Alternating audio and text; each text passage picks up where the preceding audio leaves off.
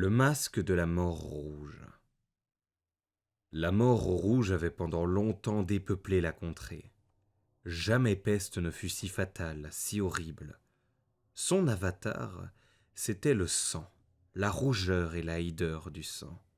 C'étaient des douleurs aiguës, un vertige soudain, et puis un suintement abondant par les pores, et la dissolution de l'être. Des taches pourpres sur le corps et spécialement sur le visage de la victime la mettaient au banc de l'humanité et lui fermaient tout secours et toute sympathie. L'invasion, le progrès, le résultat de la maladie, tout cela était l'affaire d'une demi-heure. Mais le prince Prospero était heureux et intrépide, et sagace. Quand ses domaines furent à moitié dépeuplés, il convoqua un millier d'amis vigoureux et allègres de cœur, choisis parmi les chevaliers et les dames de sa cour, et se fit avec eux une retraite profonde dans une de ses abbayes fortifiées. C'était un vaste et magnifique bâtiment, une création du prince, d'un goût excentrique et cependant grandiose. Un mur épais et haut lui faisait une ceinture. Ce mur avait des portes en fer. Les courtisans, une fois entrés, se servirent de fourneaux et de solides marteaux pour souder les verrous. Ils résolurent de se barricader contre les impulsions soudaines du désespoir extérieur et de fermer toute issue aux frénésies du dedans. L'abbaye fut largement approvisionnée. Grâce à ces précautions, les courtisans pouvaient jeter le défi à la contagion. Le monde extérieur s'arrangerait comme il pourrait. En attendant, c'était folie de s'affliger ou de penser. Le prince avait pourvu à tous les moyens de plaisir. Il y avait des bouffons, il y avait des improvisateurs, des danseurs, des musiciens. Il y avait le beau sous toutes ses formes. Il y avait le vin. En dedans, il y avait toutes ces belles choses et la sécurité. Au dehors, la mort rouge. Ce fut vers le 5e ou 6e mois de sa retraite, et pendant que le fléau sévissait en dehors avec le plus de rage, que le prince Prospero gratifia ses 1000 amis d'un bal masqué de la plus insolite magnificence. Tableau voluptueux que cette mascarade, mais d'abord, laissez-moi vous décrire les salles où elle a eu lieu. Il y en avait 7, une enfilade impériale. Dans beaucoup de palais, ces séries de salons forment de longues et perspectives en ligne droite quand les battants des portes sont rabattus sur les murs de chaque côté, de sorte que le regard s'enfonce jusqu'au bout sans obstacle. Ici, le cas était fort différent, comme on pouvait s'y attendre de la part du duc et de son goût très vif pour le bizarre. Les salles étaient si irrégulièrement disposées que l'œil n'en pouvait guère embrasser plus d'une à la fois. Au bout d'un espace de 20 à 30 yards, il y avait un brusque détour, et à chaque coude, un nouvel aspect. À droite et à gauche, au milieu de chaque mur, une haute et étroite fenêtre gothique donnait sur un corridor fermé qui suivait les sinuosités de l'appartement.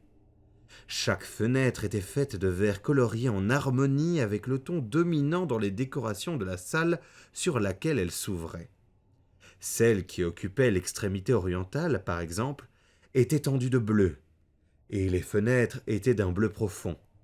La seconde pièce était ornée et tendue de pourpre, et les carreaux étaient pourpres. La troisième entièrement verte, et vertes les fenêtres. La quatrième, décorée d'orange, était éclairée par une fenêtre orangée. La cinquième, blanche. La sixième, violette. La 7e salle était rigoureusement ensevelie de tentures de velours noir, qui revêtaient tout le plafond et les murs, et retombaient en lourdes nappes sur un tapis de même étoffe et de même couleur. Mais dans cette chambre seulement, la couleur des fenêtres ne correspondait pas à la décoration. Les carreaux étaient écarlates, d'une couleur intense de sang. Or, dans aucune des 7 salles, à travers les ornements d'or éparpillés à profusion çà et là, ou suspendus aux lambris, on ne voyait de lampe ni de candélabre. Ni lampe, ni bougie. Aucune lumière de cette sorte dans cette longue suite de pièces. Mais, dans les corridors qui leur servaient de ceinture, juste en face de chaque fenêtre, se dressait un énorme trépied, avec un brasier éclatant qui projetait ses rayons à travers les carreaux de couleur et illuminait la salle d'une manière éblouissante. Ainsi se produisait une multitude d'aspects chatoyants et fantastiques. Mais dans la chambre de l'ouest, la chambre noire, la lumière du brasier qui ruisselait sur les tentures noires à travers les carreaux sanglants était épouvantablement sinistre et donnait aux physionomies des imprudents qui y entraient un aspect tellement étrange que bien peu de danseurs se sentaient le courage de mettre les pieds dans son enceinte magique. C'était aussi dans cette salle que s'élevait contre le mur de l'ouest une gigantesque horloge d'ébène. Son pendule se balançait avec un tic-tac sourd, lourd, monotone, et, quand l'aiguille des minutes avait fait le circuit du cadran et que l'heure allait sonner, il s'élevait des poumons d'airain de la machine un son clair, éclatant, profond et excessivement musical, mais d'une note si particulière et d'une énergie telle que d'heure en heure, les musiciens de l'orchestre étaient contraints d'interrompre un instant leurs accords pour écouter la musique de l'heure. Les valseurs alors cessaient forcément leurs évolutions. Un trouble momentané courait dans toute la joyeuse compagnie, et tant que vibrait le carillon, on remarquait que les plus fous devenaient pâles, et que les plus âgés et les plus rassis passaient leurs mains sur leur front, comme dans une méditation ou une rêverie délirante. Mais quand l'écho s'était tout à fait évanoui, une légère hilarité circulait par toute l'assemblée. Les musiciens s'entre-regardaient, souriaient de leur nerfs et de leur folie, et se juraient tout bas, les uns aux autres, que la prochaine sonnerie ne produirait pas en eux la même émotion. Et puis, après la fouille des 60 minutes qui comprennent les 3600 secondes de l'heure disparue, arrivait une nouvelle sonnerie de la fatale horloge. Et c'était le même trouble, le même frisson, les mêmes rêveries.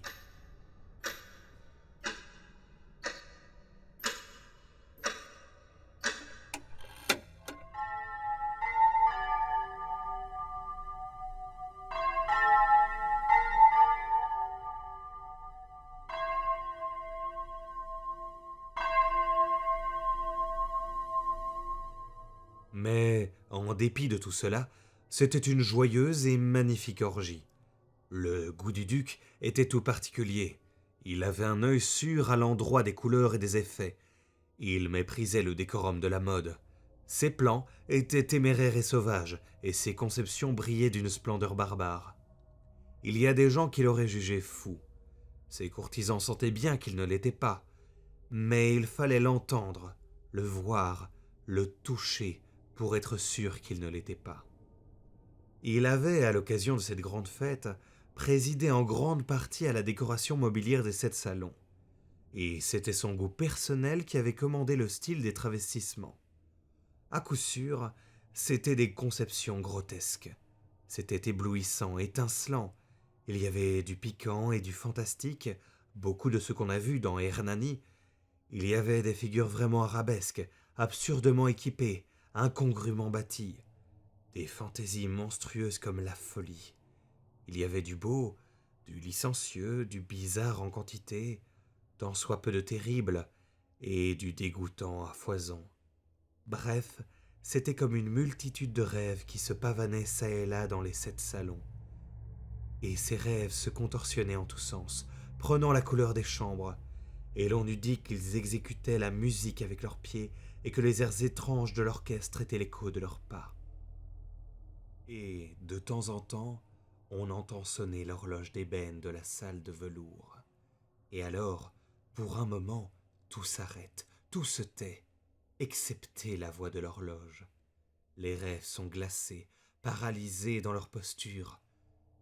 Mais les échos de la sonnerie s'évanouissent, ils n'ont duré qu'un instant, et à peine ont-ils fui, qu'une hilarité légère et mal contenue circule partout. Et la musique s'enfle de nouveau, et les rêves revivent, et ils se tordent çà et là plus joyeusement que jamais, reflétant la couleur des fenêtres à travers lesquelles ruisselle le rayonnement des trépieds.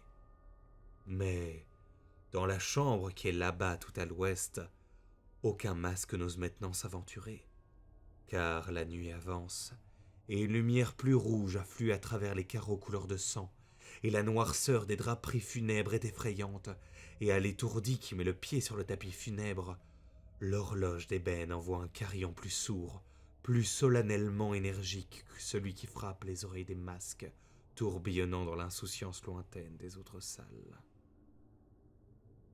Quant à ces pièces-là, elles fourmillaient de monde, et le cœur de la vie y battait fiévreusement, et la fête tourbillonnait toujours, lorsque s'éleva enfin le son de minuit de l'horloge. Alors, comme je l'ai dit, la musique s'arrêta, le tournoiement des valseurs fut suspendu. Il se fit partout, comme naguère, une anxieuse immobilité. Mais le timbre de l'horloge avait cette fois 12 coups à sonner. Aussi, il se peut bien que plus de pensées se soient glissées dans les méditations de ceux qui pensaient parmi cette foule festoyante. Et ce fut peut-être aussi pour cela que plusieurs personnes parmi cette foule, avant que les derniers échos du dernier coup fussent noyés dans le silence, avaient eu le temps de s'apercevoir de la présence d'un masque qui jusque-là n'avait aucunement attiré l'attention. Et, la nouvelle de cette intrusion s'étant répandue en un chuchotement à la ronde, il s'éleva de toute l'assemblée un bourdonnement, un murmure significatif d'étonnement et de désapprobation, puis, finalement, de terreur, d'horreur, de dégoût. Dans une réunion de fantômes telle que je l'ai décrite, il fallait sans doute une apparition bien extraordinaire pour causer une telle sensation. La licence carnavalesque de cette nuit était, il est vrai, à peu près limitée. Mais le personnage en question avait dépassé l'extravagance d'un Hérode et franchi les bornes, cependant complaisantes, du décorum imposé par le prince. Il y a, dans le cœur des plus insouciants, des cordes qui ne se laissent pas toucher sans émotion. Même chez les dépravés, chez ceux pour qui la vie et la mort sont également un jeu, il y a des choses avec lesquelles on ne peut pas jouer. Toute l'assemblée parut alors sentir profondément le mauvais goût et l'inconvenance de la conduite et du costume de l'étranger. Le personnage était grand et décharné, et enveloppé d'un suaire de la tête aux pieds. Le masque qui cachait le visage représentait si bien la physionomie d'un cadavre raidi que l'analyse la plus minutieuse aurait difficilement découvert l'artifice. Et cependant, tous ces fous joyeux auraient peut-être supporté, sinon approuvé cette laide plaisanterie. Mais le masque avait été jusqu'à adopter le type de la mort rouge. Son vêtement était barbouillé de sang, et son large front ainsi que tous les traits de sa face étaient aspergés de l'épouvantable écarlate. Quand les yeux du prince Prospero tombèrent sur cette figure de spectre, qui, d'un mouvement lent, solennel, emphatique, comme pour mieux soutenir son rôle, se promenait çà et là à travers les danseurs, on le vit d'abord convulsé par un violent frisson de terreur ou de dégoût, mais, une seconde après, son front s'empourpra de rage. « Qui ose ?» demanda-t-il d'une voix enrouée aux courtisans debout près de lui. « Qui ose nous insulter par cette ironie blasphématoire ? Emparez-vous de lui et démasquez-le, que nous sachions qu'ils nous auront à pendre au créneau au lever du soleil !» C'était dans la chambre de l'Est, ou chambre bleue, que se trouvait le prince Prospero quand il prononça ces paroles. Elles retentirent fortement et clairement à travers les 7 salons, car le prince était un homme impérieux et robuste, et la musique s'était tue à un signe de sa main. C'était dans la chambre bleue que se tenait le prince, avec un groupe de pâles courtisans à ses côtés. D'abord, pendant qu'il parlait, il y eut parmi le groupe un léger mouvement en avant dans la direction de l'intrus, qui fut un instant presque à leur portée, et qui maintenant, d'un pas délibéré et majestueux, se rapprochait de plus en plus du prince.